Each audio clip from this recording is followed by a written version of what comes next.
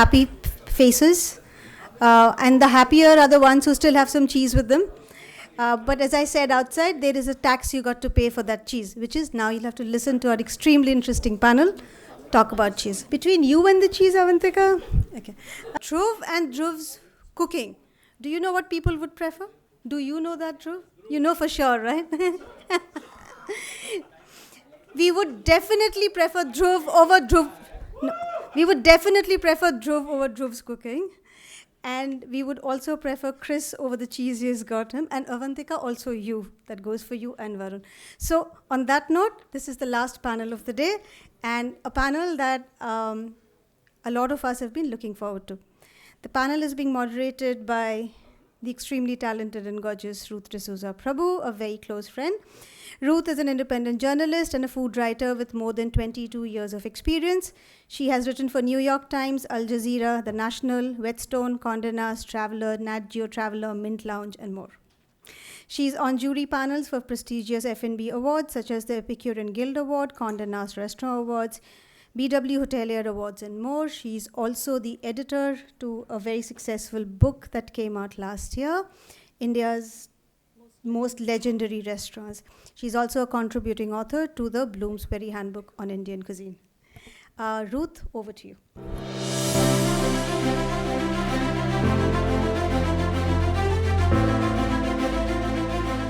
Thank you, Tanu, so much. So one thing I was really worried about was my opening to this panel, and thankfully Chris gave me something that I could start with. So before I go into that story, I'd love to call my panelists to the podium. Can we please have Avantika Bhuyan? She's a journalist with Mint Lounge and writes on intersections of culture, food, history, and gender. And then we have Dhruv. We prefer you over the food, or maybe both equally. Dhruv Oberoi is the executive chef of Olive Kutub in New Delhi and Olive in Goa as well. Yes? Okay. Along with the Grammar Room and Bar Sarai. Varun Khera is the head of the National Restaurants Association of India, Noida chapter, and the owner of brands like Desi Vibes, K.A. Eclairs, Kafia, and the Imperial Spice. Chris Zandee is the entrepreneur behind Himalayan products and artisan cheese-making brand committed to social and responsible food sourcing and production in India. This is my wonderful panel. So like I said, I was a little worried about how I was going to open this panel, and something that Chris said at the cheese tasting, that processed cheese and Amul cheese has been like a gateway to artisanal cheese in India. And my story is actually related to that. So I recently went to Ahmedabad, and I'm sure you've all heard of Manek Chowk. And it was quite a surprise. I've heard of how much cheese is used at Manek Chowk, but I ate something called the pineapple sandwich, and I have to tell you about it. So it's a layer of bread with a layer of pineapple ice cream, a layer of cheese, a layer of, tinned pineapple, another layer of cheese, bread, and then around 5 inches of grated Amul cheese on top of it. And that's how much we love our cheese, and that's how much of a gateway we have right now. So on that note, I want to start off this panel by asking Varun, the market share in India for cheese, where does that stand right now, where we're looking at processed cheese versus artisanal cheese? What is the cheese market like in India?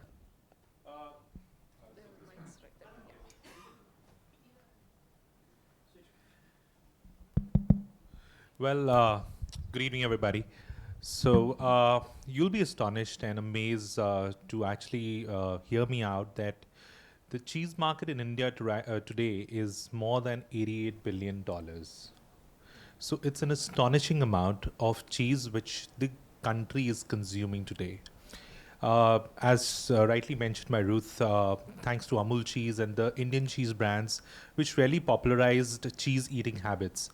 From the NRI, where we are controlling almost all the restaurants in the country today, I would like to tell you a lot of international cuisines which are coming to India are one of the main reasons where the popularization of cheese has come in. Pizza places, Mexican places, cheesecake factories which are available these days. You will find cheese in everything. You will have Indian cuisine being dominantly present in naans, in everything today possible. cheese is one commodity with every child will cannot go to school or to finish their day from. So I will say that the rise of cheese is here, processed cheese as well as artisanal cheese. And I guess people like Chris, who are really doing fantastic job. I just saw some products outside. I'm gonna finish the, the dice from here. I'm gonna try it out. So yeah, over to Chris. In fact, I would like to know from you, since you've been producing fantastic stuff, how do you see artisanal cheese blending in from here on? Yeah, thank you first of all to be here.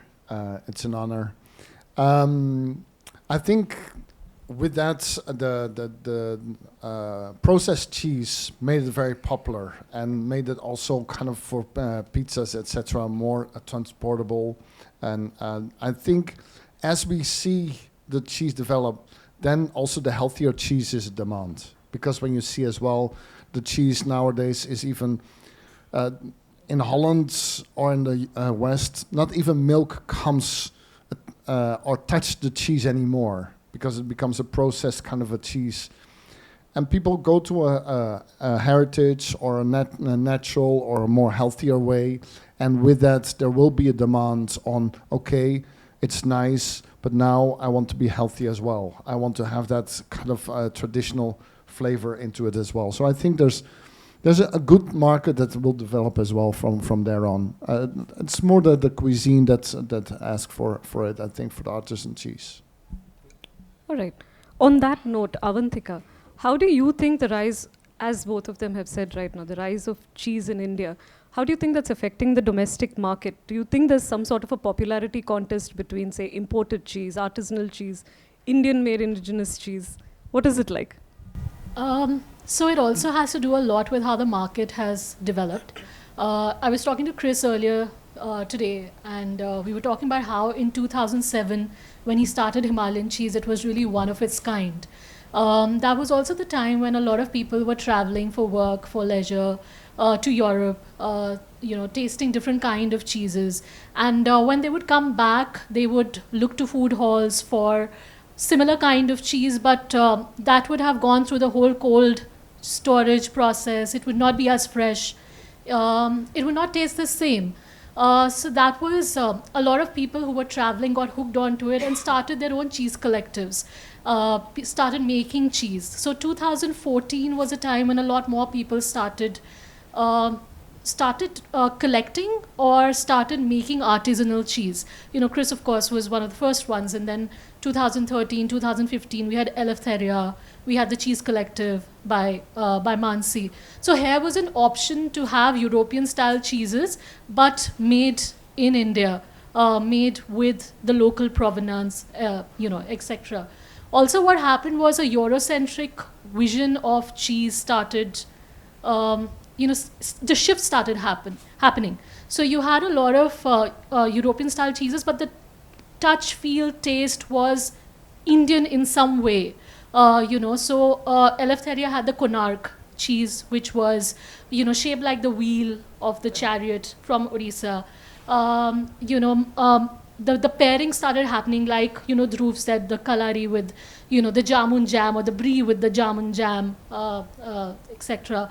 A lot of local spices started being used. So a lot of people who were new to cheese or were looking at it as an aspirational thing also, they started having artisanal cheese, which was slightly suited to their palate.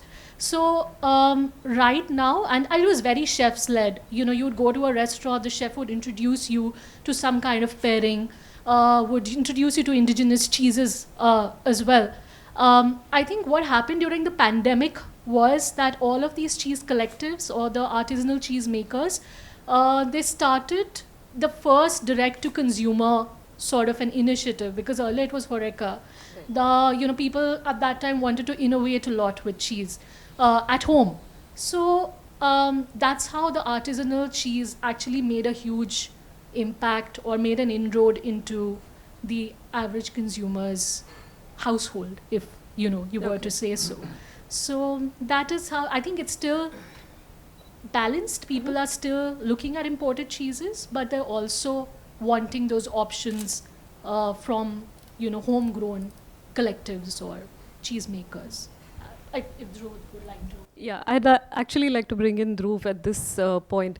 How easy or difficult has it been to incorporate cheese, whether it is the international versions of cheese or the artisanal cheese that we get here in India, especially since you said you do follow the global with the local formula as well. So how has that journey been, and what's it like? What is the audience like when it comes to cheese? So for me, I think it's very easy. Not for me, I think it's for everyone, especially in India. It's so easy to work with cheese, and it's not hard to sell cheese or anything with dairy, because we are born, with milk, ghee, butter, cream, and a lot of dairy products.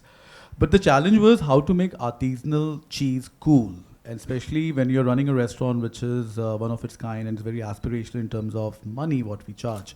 So we have to make sure that whatever offerings we make is something which is unusual and very cool.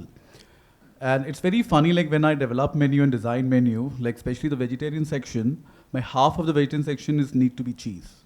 So there I need to show variety, and that's the place where the different variety and different kinds of cheese comes in the picture.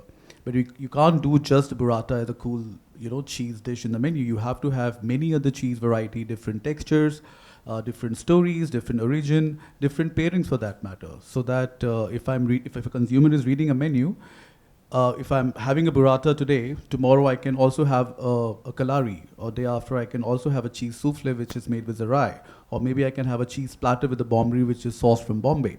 So it should have the variety, and for me it's always I'm searching. Like for example today, Chris mentioned about the kudam, right? Where what a story behind that cheese is. It's very cool to see and experiment and see if we can do that in the menu in whatever way and format. So yeah, for me it's always a challenge to make the artisanal cheese need to be cool, because people's mind ask when you do anything with artisanal is very, very complicated, or it's very, very expensive, or it's very, very which they don't understand, or the flavor profile is very, very alien. So yeah, that's pretty much me with artisanal cheese. In fact, I would like to add in here, since he talked about restaurants and how's the rise, I'd like to give a little comparative study on how the food service market is actually growing in India. At the moment, currently, the size in 2024, according to the IFS, or the Indian Food Service Report, the Indian food service industry is valued at 5,59,000 crores. And with an average of 8% annually, we plan to grow it to 7.5 lakh crores by 2028. It's astonishing because we contribute 1.4% to the GDP of the country today. The second biggest employer as an industry in the country today in India is food service industry. And right now, we are second fastest growing industry in the world behind Brazil. And soon we're going to be taking over Japan and just being a little lag behind USA and China. This is telling us that how frequently people are ordering out, people are eating out. So that shows us that the tendency of people eating out is crazy. And once the industry side increases, everything around us, be any milk product, food, dairy, raw materials of every sort, will grow to a very different level. So that's a kind of tidbits of data which I wanted to share, which really is going to impact the whole cheese market as well. Okay. Yeah, sure. Please go ahead. I think the challenge of artisan cheese as well is, to a chef, is that in the summer the cheese is slightly different than in the winter. And then the chef comes and says, hey, you changed my recipe because you changed the cheese. So that is why manufactured cheese is stable and reliable for a recipe to make through the whole year. But the traditional, when you see the imported cheese, that is mainly all mass-produced cheeses from Europe or from America. While when you go to a farm somewhere in Europe or even in my area in Holland, every cheese farm, the cheese is slightly different in flavor. So, and to make a dish there, especially when you talk about smaller traditional cheese makers, it's a challenge to find a way into the kitchen of a restaurant or a hotel because of the fluctuations in the product itself. So just as an addition to that. So, Chris, have you worked on any way in which you can maintain that sense of consistency, especially with, say, traditional fermentation techniques? Or, like you explained to us out there, the differences between, say, a gudam and how it's made, and the kalari, how it's made, kalari or kaladi. As so, have you worked out any such methods to consistency that could possibly solve this problem? First of all, it's never completely possible. Because when one cow eats an onion by accident, then you milk the cow, straight away you find the taste back into the milk. So it's a very kind of potent or even adaptable to the environment kind of a product. So it's like a wine very sensitive to smells and fodder. But cleanliness, stable environment to age it, good packaging, good trained people to keep consistency, because I have my staff sometimes changing the recipe as well in the earlier stages, is something to aim, and also for the cheesemakers to say, hey, the milk behaves a little bit different. So experience comes to it as well to bring that consistency. Something we discussed in our offline meeting for this a panel was the presence of paneer. We cannot have a discussion on cheese without the presence of paneer. So maybe Varun and then Dhruv, you can take over as well. Paneer in the Indian dining scene. So yeah, this is a very interesting one. We were having an offline chat and we were discussing about cheese, artisanal cheese, and I'm like, hey, why aren't we discussing about cottage cheese, which was popularly known and today has been known as paneer throughout? And it's not only in India, but it's like the rise of paneer globally in crazy ways. The West, in fact, all the Western countries have been adapting and adopting to paneer, and they have introduced it to multiple cuisines, which they have been having it in all sort of foods. So paneer we cannot have a discussion on cheese without paneer, I feel. And I leave it to Dhruv to guide us through that. How does he feel paneer is going to blend in with the artisanal cheese and the processed cheese? Well, there's always a hot topic in our discussion with the chefs when we do the menu. मुझे नहीं पनीर में तो कुछ करना है मतलब पनीर में कैसे कर सकते हैं हम we can't do paneer in an European restaurant.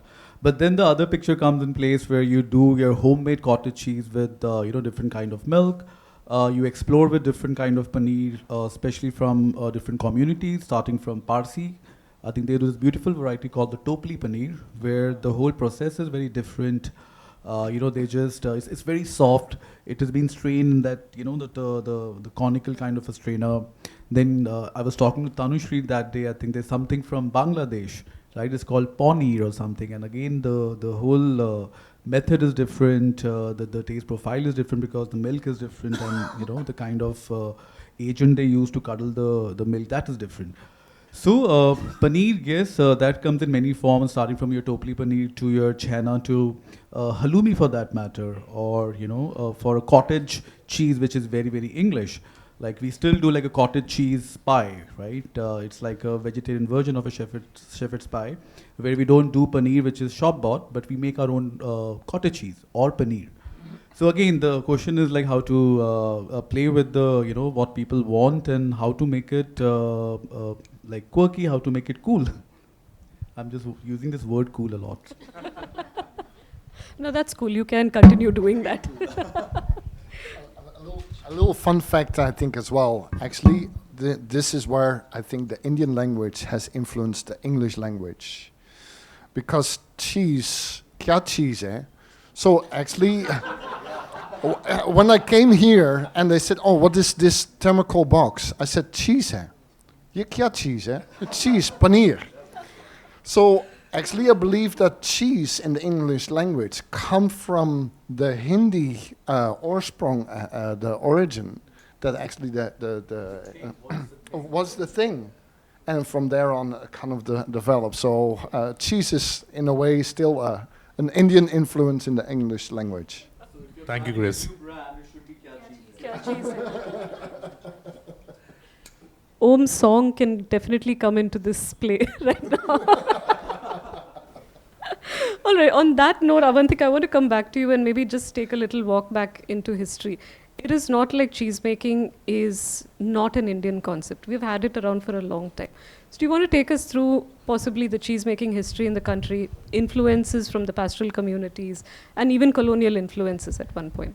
Yeah, I think it's sort of a misnomer that people think that the Europeans sort of brought cheese making to India.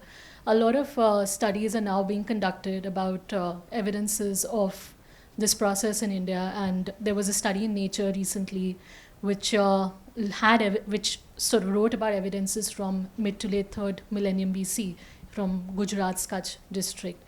But I think if we were to look at a living heritage of cheesemaking in India, that would be to look at the pastoralists who have, for years, for centuries now, had a tradition of cheese making in different ways. So if you were to look at the Brokpa community from Arunachal Pradesh, they have a lovely musical tradition around cheese making. Every time, the stage at which the cheese making is, you can identify it by the rhythm and cadence of a particular song. And it's interesting that until now, these traditions or this knowledge was confined to journals on indigenous Indian heritage. But now, as there's growing awareness, as people like Chris are working with pastoral communities in Kashmir, there's a lot more awareness about this sort of heritage which has come down through generations.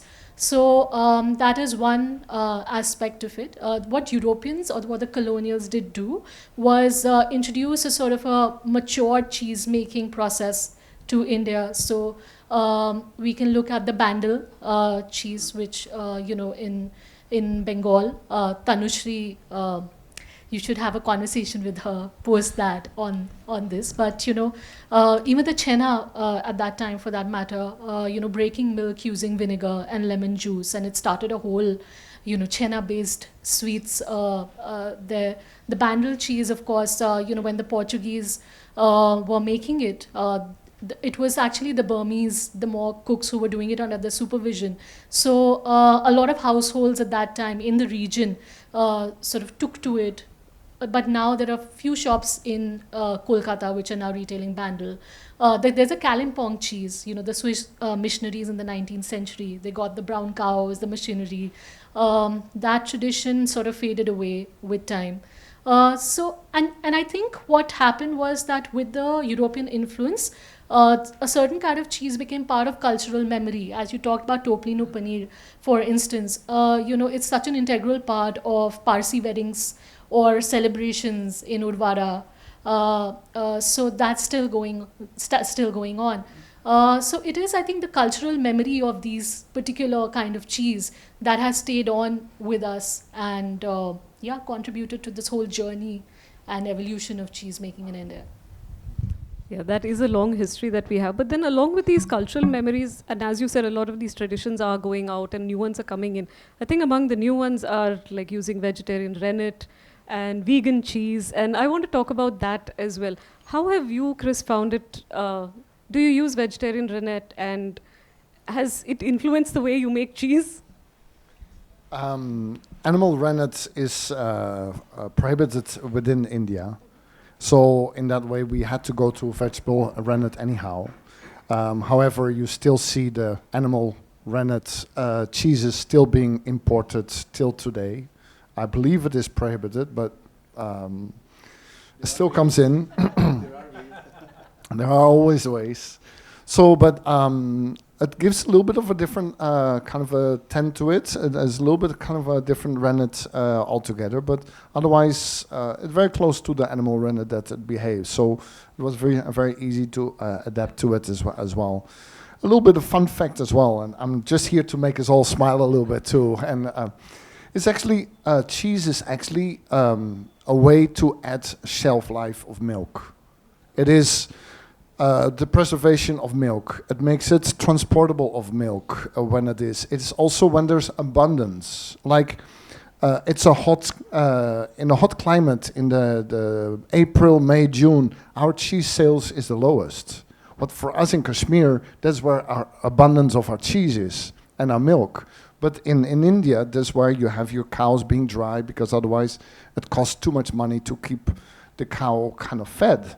So when the monsoon starts and the grasses start to grow, then actually the milk excess comes, and then you see that people start to eat the paneer, etc. Especially when you didn't have fridges, right? So then the paneer came a little bit more in the cold season. So it's also a pretty seasonal kind of a food as well. So yeah. And what about vegan cheese? Like in the restaurant scene, Varun and Dhruv, both of you can take these questions. Is the demand increasing? I mean, are diners opting more for it, or what is it like? I guess Dhruv will be able to take this because vegan as a trend is really increasing, and because he will be able to add more. But from the front side, when we speak to customers, we're getting feedbacks about the rise of vegan in every way, just not cheese. But yeah, vegan cheese is always very interesting as a concept, and it's picking up. Well, I have a very confused answer for this, because the vegan as a concept is cool. Oh, again, cool. Sorry, it's very good. But the thing is, when you're having a cheese, why to have a vegan cheese? That we keep debating with our teams and customers in front of the house, right? But what we have done, because we have to live with the fad, because it's also very fashionable to be vegan. Not that we are very serious about it. So we create our own. So we create our own vegan cheese. So we do our own ricotta with almond. So I'm just going to talk about the creative side of it. So it's always good to understand how the cheese makers do the cheese, and we have implemented the same, in our kitchens, and do our own ricottas. We do our own mascarpones for that matter. We do our own cheese spread with different nuts. Talk about almond, talk about cashew. And surprisingly, the result was good. So that's why we thought, okay, let's do it. Let's do at least 1 or 2 dishes in the menu which is completely vegan, and with our own set of vegan, cheese. Actually, you're right. Fashion is really coming in for vegan, plant-based mock meats and things like that. These are things which are trending very massively today in every restaurant's menu, because the demand is increasing and such. Okay.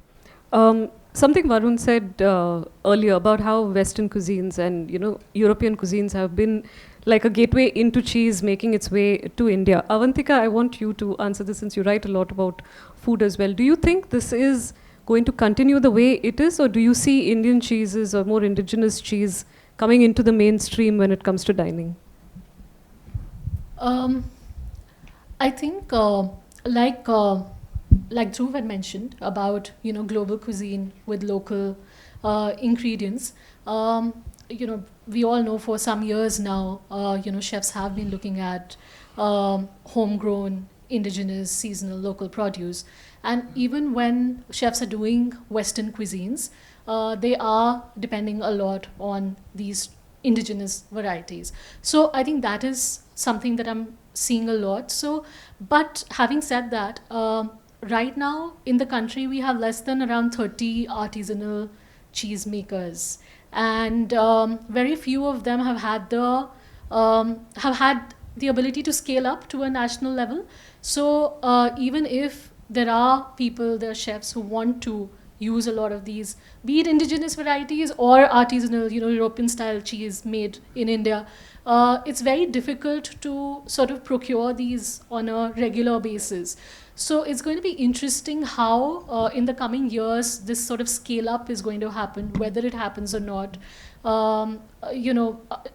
For example, a lot of chefs like Manu Chandra started the Begum Victoria.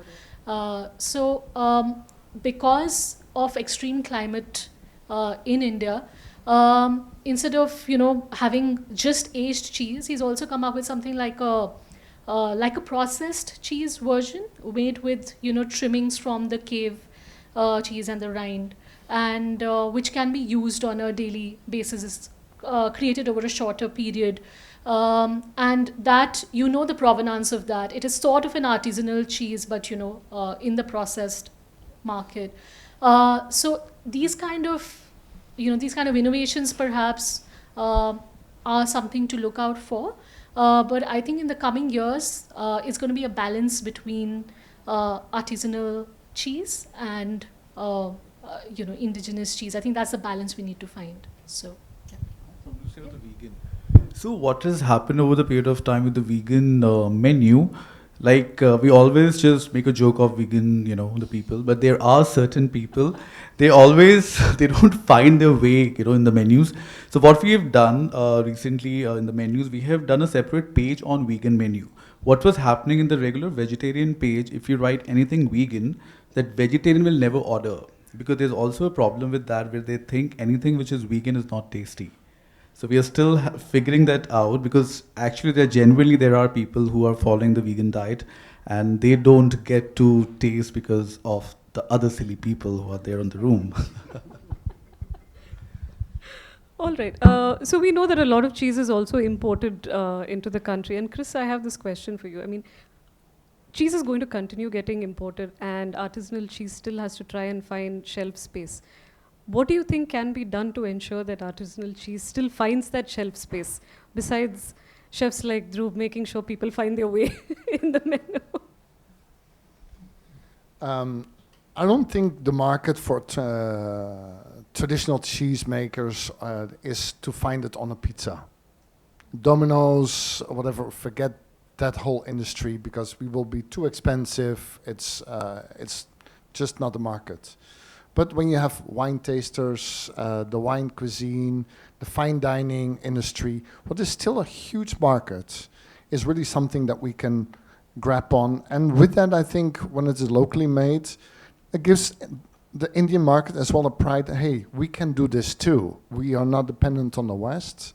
Very often, I'm the Westerner, but I rather have my cheese makers actually sitting here, because it is them that make the cheese as well. So I think we are searching within India to find a good quality cheese as well, and to say, hey, this is something that makes us proud. This has come from a shepherd community. This comes from a certain kind of a tribe. We found that, and we want to celebrate that. And I think that is a good place to it. And the traditional cheese here is more flexible to give a little bit of varieties, while the mass imported is still depending on what the importer decides to bring in. So there's always, I think, in the market effort, even to the export as well. Like for us in the menu, cheese is an ingredient. Because that's the problem with a lot of customers and a lot of chefs. They think cheese is just one category. So when I do a vegetarian menu which is half cheese based, so we try to focus on that individual cheese in terms of the texture, the taste, what pairing we do with that particular cheese. So that brings a lot of value, and slowly it's changing, where if you're doing a burrata in the menu, at the same time you have a zarai, at the same time you have a gouda, at the same time you have a gruyere. But it completely depends on the chef, how he or she is pairing the cheese and what preparation he or she is adapting to showcase that cheese. That makes a lot of difference. I'm going to add something here, which Chris very well mentioned. See, we already have a foot in the door when it comes to artisanal cheese. Pricing plays very important as a role in India. And we have to understand more and more restaurants would like artisanal cheese, but the price point never hits the right point. Why we mentioned Domino's and other Masi pizzerias, they've not been able to use good quality cheese because they have to match the price sensitivity of the country. Having said that, we have to understand India today is Bharat. We are trying to make it everything make in India, go local, and actually, having more artisanal cheese being made in India will definitely gonna bring the cost way lower. So when you talk about imported cheese still coming in, I see that the rise of Indian artisanal cheese going way ahead versus the imported cheese actually consumption's going down. So there's a huge market which is right sitting in front of us. It's just that we need key players like how Avantika said, there are only 30 players in the market today. New people are going to be coming in ahead, and with home testing of cheese, which let's say individual restaurant or food chains which they're trying to do, it is definitely going to come into the commercial markets also very soon. Okay, on that note, one question which I'd like all of you to take. What ideas do you have, or what possible collaborations can there be to bring in Indian indigenous cheese out into the world and maybe give it a better platform, just like we discussed here. Any ideas on what possibly can be done?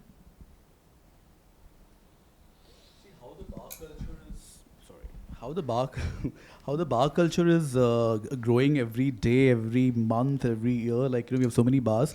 There should be a very cool collaboration with the cheese makers like Chris, and that will be the future, because you still need to have something. I still see a lot of the funny garnishes which keeps going on the glass, which is almost unedible. You rather pair that with a good slice of cheese. See, where I see things from, I always see things from a very mass market vision. You bring anything in India and it spreads like fire. You bring any cuisine in India, it spreads like fire. You talk about sushi today, we have carts of sushis everywhere in the city. Momos or dim sums, I can't even say a word on that. Cheese momos are something like people go crazy eating. So that's the way. Once it clicks, once it's marketed right, you will see artisanal cheese at every departmental store in the country today. We're already right there. It's just that the right information, the right pricing, the right product, consistent product, because since you mentioned that cheese has its own producing issues on the consistency bit, but once it's there, India is a very, very fast adopter. And I must say that we have monthly even demand from Dubai, from Brazil, from cheese makers, composition. How do you say it? Like from Brazil, that they ask, hey, can we have the kalari? Can we taste it? So even from the world, there is an interest. What kind of a cheese is from India, and what can we do with it? Do you want to bring it to the competition of cheese makers and see what kind of a cheese this is? So I think even within the world stage, there's a place for the Indian cheeses as well. On the end, I think India is the biggest market of dairy exporters in the world. So why can we not export even the cheese to the world market? It's just a matter of time. Very rightly said. In fact, I'll just, before Avantika takes it forward, I would just like to add, since I've been always a big propagator of paneer, because that's what we have from the country, because it touches our heart so much. Like Dhruv said, that you can't do anything without paneer in the menu.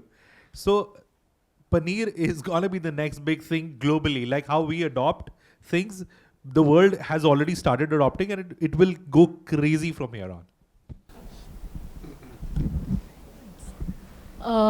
I think a lot of food that people are taking to is very storytelling, backed by strong storytelling.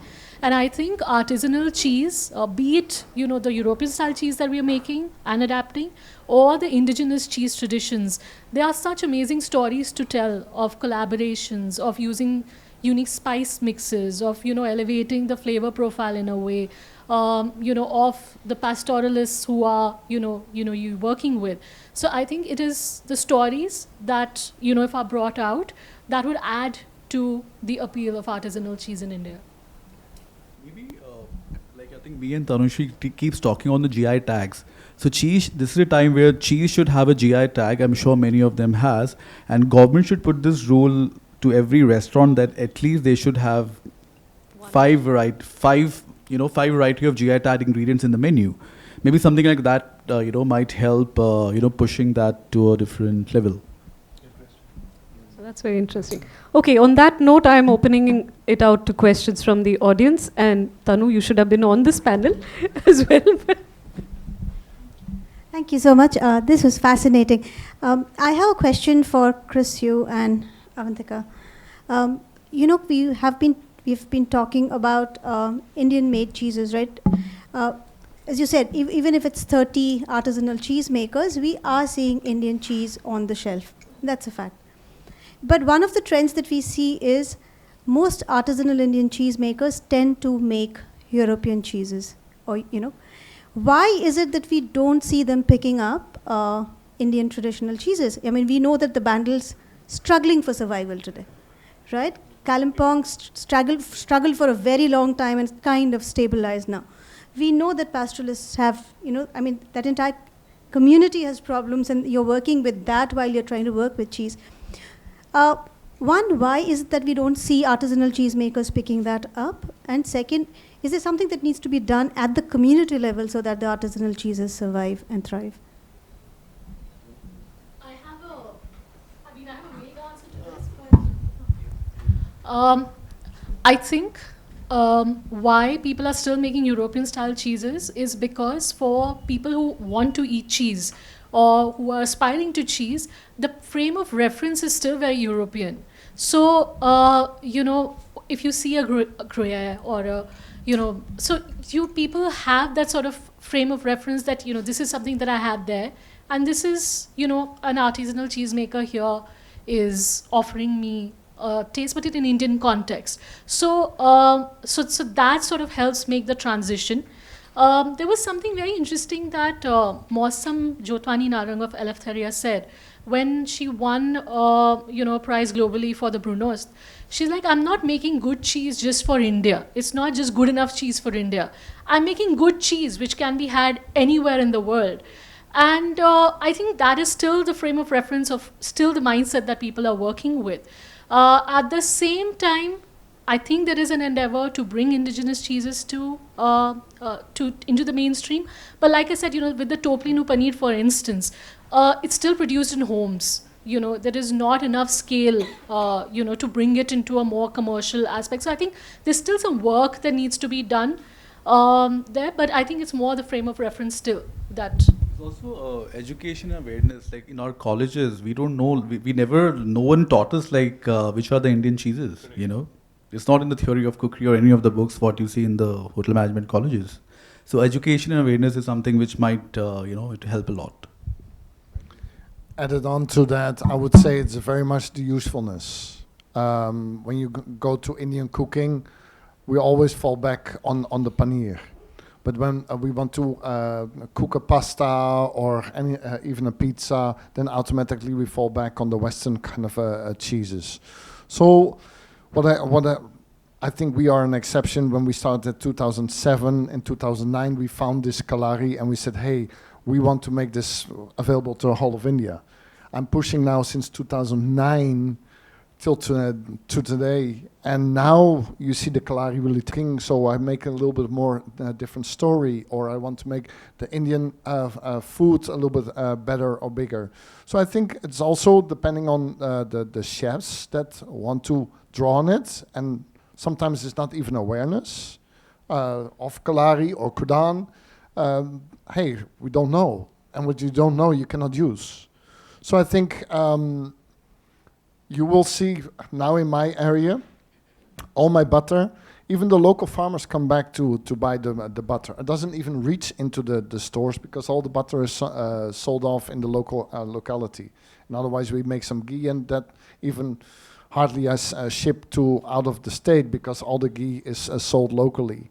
So I think in that way, when you fill in a demand, now we have 3 Kalari manufacturers actually within the state. So everything has to fill up the markets, adjust to it, because when you buy it today and tomorrow it's not there because out of season or something like that, then it falls dead on the floor again. So it needs time, I think. Hi, thank you for the enlightening talk, all of you. I have a question for all of you, and the question is, do you think that the reason why cheese has not taken off as of yet in the Indian popular culture of food is because it has been greatly gate kept, as in with the complicacies of pairing and everything? Honestly, if mayonnaise can find a spot in Indian cuisine, cheese, I'm really hopeful for cheese, because I feel like when people talk about this going to the hills and having tea and whatnot, and why can't something like chudpi or something be introduced like that, the way people go to taste good tea in the hills when they go like food traveling and something like that. And also another thing is that I feel like people should really, for Indian cheese, I feel like people should look at Bhutan or Nepal, the way they use like datshi, the imadatshi, the food that Bhutanese people have. It's basically a cheesy, creamy soup, and they incorporate cheese, their local cheese, on a regular basis. So why can't we like explore and move beyond the borders of India and look at how other South Asian countries are adopting cheese? That's a very layered question, but I think things are changing. I read this very interesting article in the Eater recently, and which talked about in the last 5 years, the cheese consumption, and this included artisanal cheese as well, has increased from 300 grams to 1.4 kg per person. That might not seem a lot when it comes to global consumption patterns, but for India it is a huge shift. And again, it has happened in the last 5 years, as we've seen the rise in awareness, the rise in conversation. If I were to ask any person here, how would you use how many varieties of churpi are there? At what stage are you using churpi and how? I don't think that people are going to the hills and not asking these questions now. If you go to Sikkim, if you go to Arunachal, if you go to Ladakh, there are a lot of people, a lot of homestays, a lot of chefs who are creating awareness about it, but it's still sort of located there. Again, in Bhutan, it's people who are traveling there who sort of savoring this kind of, the cheese making traditions there. So as more and more people travel, as they ask questions, a lot of people are also putting it out there and helping you sample that. So cheese comes a lot with, it's a lot about education and understanding and constant, questioning. So I think that is happening now, slowly, but it is taking place. But hey, I want to thank you. That's a great suggestion you made of cheese travels. That's a very good concept. Chris, you can take a cue from here. Actually, the funny part is I never thought it would be a strategic move, but we actually put our cheese manufacturing unit in Pahalgam. What is the tourist destination of every Indian? When you have not been Pahalgam, you have not visited Kashmir. But with that now, they say, oh, there was nothing to do. So even the chief minister, on his own behalf, Mufti Saab at that time, he actually put us on the billboard in the town of Pahalgam and said, visit this cheese factory. So it becomes something more a tourist destination. But first it was like, oh, let's go into the mountains, see this and that. But now more and more, the tourism starts to develop as well, have meaningful tourism, see something more, go on a bike or whatever kind of thing. You see more adventurous tourism just briefly coming into India. Before that it was like, I want to have a nice hotel, at least 4 or 5 star. And now it's much more adventurous. And with that, I think the cheese and other kind of adventurous things come into the package as well of tourism. So it's just a matter of time as well. It is growing. It is growing. I had a question. I already have the mic, sorry. I have 2 questions. First is that we had a previous panel where we sort of decided or we guessed the base price for ghee, which would roughly be like, and now you might know what my question is going to be coming at, which is like a kilo of ghee. I was just guessing and trying to understand. At the entry level for artisanal cheese, I'm pretty sure that there's a bottom line that you guys can't go under when you're procuring it for restaurants, when you're also making it, incorporating it in dishes. What can be the lowest base price for artisanal cheese to make sure it gets accessible across people?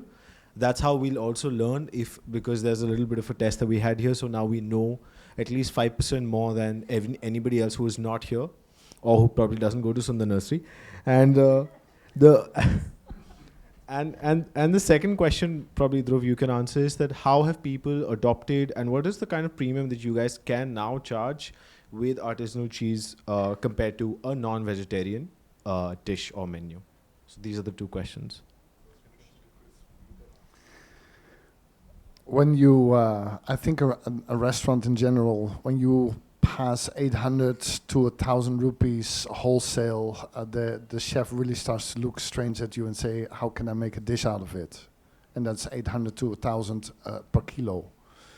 However, I think the fodder is very much under stress as well. When I speak with farmers, the fodder is now the cashew or the husk from the rice and so on is now 1,200 a bag, and it's just a side product of rice. So they say you have to do something with the milk, but then you deal with something. Cheese requires minimum 6 to 10 liters of milk. So your base price for your raw material, when you didn't even touch it, you didn't even transport it, when you come around 40, 50 rupees a kilo for the milk when you pick it up, and you need to start to work with it, then you're around 500 rupees, and then you just still need to make something. So then the restaurants say, I cannot do something what is not below $1,000. So it's massively under pressure, and that's why I think traditional cheeses will only have a place within the market, because when you go to the mass-produced cheeses, what they do is they take the cream off, because that is the big money for the ice creams. So when they can take the cream off, then they make a lean cheese or whatever kind of thing, and then they do some curd or something like that. So you will not, for traditional cheese, I would say, below 1,200, 1,500 a kilo, you will not get, because then you or rob the farmers, or you do other funky stuff that is not to the ethical things of cheese, I would say.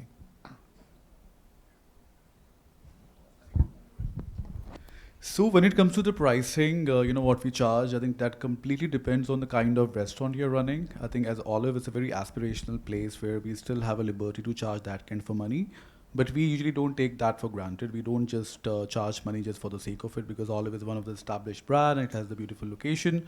So what I go by is I just try to put value on the table, where whatever dish I'm curating that should bring some value to the customer. Like, it's not about just a mozzarella or a burrata, which is overly, it's very much in fashion. But we also try to put things which is very unusual, which is very tasty. The flavoring, the flavor profile is something which should appeal the customers. The pairing should be in a way where, people should understand that I can't completely go out of the box where, I can't put a stamp that this is Olive and then you have to eat. If you don't want to eat, please, So that's a lot of responsibility, and that comes with a lot of understanding of, while talking to your customers, while doing a lot of R&D, while talking to a lot of cheese farmers like Chris, and there are many others, and to see what best we can put on the table. And as I mentioned before that, half of the vegetarian menu is cheese-based, and I take cheese as an ingredient, and every ingredient brings value to that dish. So I try to focus that on that ingredient. For example, if the kalari need to be a star, that kalari need to be a star. And how I need to make a star, that is my responsibility. This is going back to your question about cheese and why it is not popular. And you brought up a very interesting example of Bhutan. I think the devil's in the detail. So as Avantika said, cheese is one of the smallest segments under dairy in India still. But the detail here is it's the fastest growing segment under dairy products, right? Which says that we are consuming more cheese.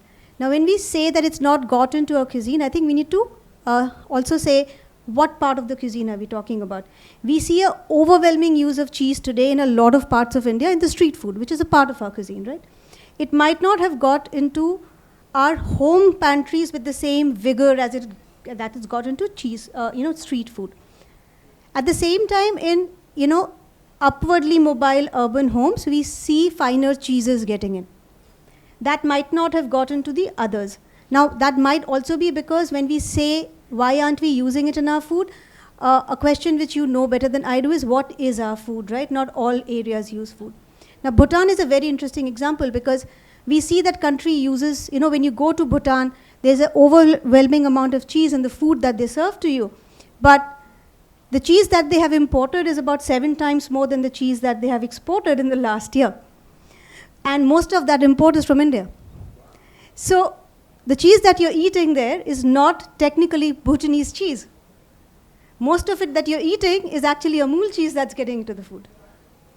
Right? So basically, so I think there are nuances. So having said that, certain parts of our country, I think as when you mentioned about Chris's work, there is there is a potential to tap that. Can we showcase more and more of our cheeses there, our traditional cheeses?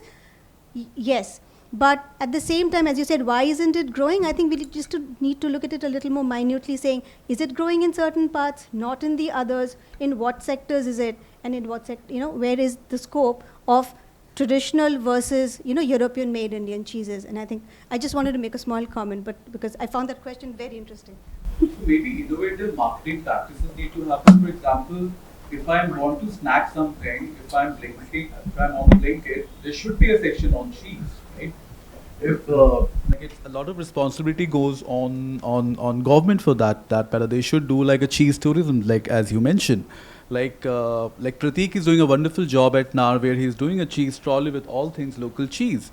Same thing Amninder is doing at Tipai. So these two restaurants are like a destination restaurant kind of a concept, which is very new to India, and which will bring a lot of change.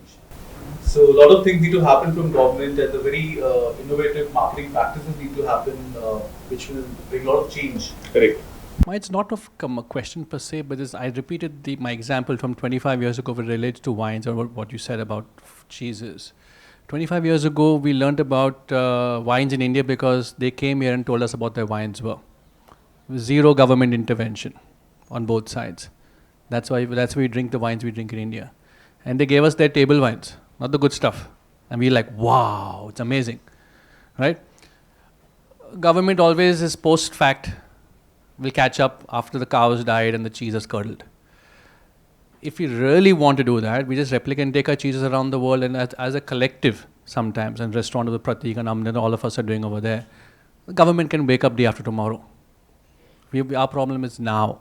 So if with the NRA, I forget that, take our cheese and the collectors on the road, we'll have 100 times sales on the road, but we're not talking about it to the right audience. And that's where we are today. And I'm talking about 25 years ago, the wine guys told us how to drink wine, so we drink it. So now we turn around and say, look, we're telling you how to eat cheese. That's the only way it works. So the comparison was with I work with a lot of US cranberries, US walnuts. They put a lot of effort of selling walnuts and cranberries in India. Why don't we do it? That's the question. Why don't we take amla to the world? I know I'm very picky about amla. Talking about cheese, the Indian cheese should shine in the world. All the chefs should be just be after Chris. I need Kalari. So that's why I just bring in the government picture, and then the whole conversation. I want to say something here. He's rightly said how US cranberries and the walnuts and the almonds, Californian, have been marketing. We need to understand, we had a discussion about why artisanal cheese is always more on the imported cheese or what we get from the West, and why not? Because what happens is when you're trying Indian artisanal cheese, and I'm talking from a complete retailer's point of view. I go to a shop, imagine, and I see an Indian-made artisanal cheese, and I see an imported one. Tendency is that you will pick up the imported one. You will not trust it because you will see Indian artisanal cheese, this doesn't look really cool. It's better that I go with that because once it's there in my refrigerator, it should look flashy as well, because if I'm spending that much of money, it should be like that. This happened with chocolates. We have been able to penetrate the market in chocolate industry. The same way we have to do this. We should not be copying what the West is doing. We should do what we are best with. There are a lot of Indian cheese which we are proud of, and we need to market that more. Because once we hit that nail at the right spot, I guess market's going to go crazy. And as I said, Indians adopt very nicely. It's not that Indians will not adopt.